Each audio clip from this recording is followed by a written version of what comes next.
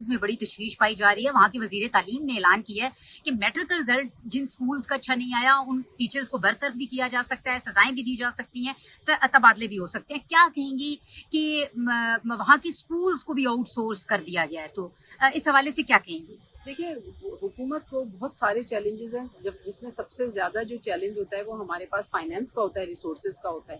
مگر اس کا مطلب یہ نہیں ہے کہ دیکھیں حکومت کی بیسک ذمہ داری کیا ہے.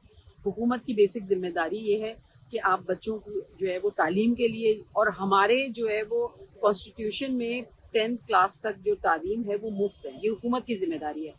جو آپ کی بنیادی صحت ہے وہ حکومت کی ذمہ داری ہے, صاف پانی حکومت کی ذمہ داری ہے, کھانا لوگوں کو, ہم کوئی بھی چیز پوری نہیں کر پا رہے ہیں. اگر ہم آؤٹ سورس کرتے رہیں گے تو کیا ہم پورے ملک کو آؤٹ سورس کر دیں گے؟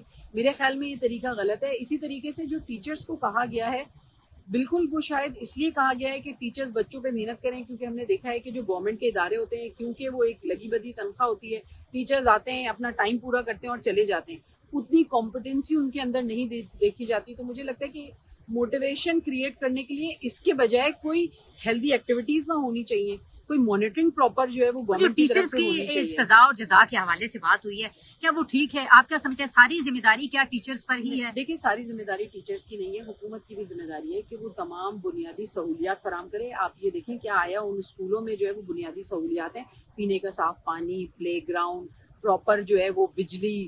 اب بہت سارے اسکول ایسے ہیں جو آپ کو پتہ ہے ٹوٹی ہوئی دیواریں ہیں, یہاں بھی ڈسکس ہوا, ہمارے بھی بہت سارے رورل ایریاز میں ایسے اسکول ہیں. تو پہلے گورنمنٹ یہ ساری چیزیں پرووائڈ کرے, اس کے بعد ٹیچرز کو جج بھی کریں, ٹیچرز کے اوپر پینلٹیز بھی لگائیں اگر وہ پرفارم نہ کریں.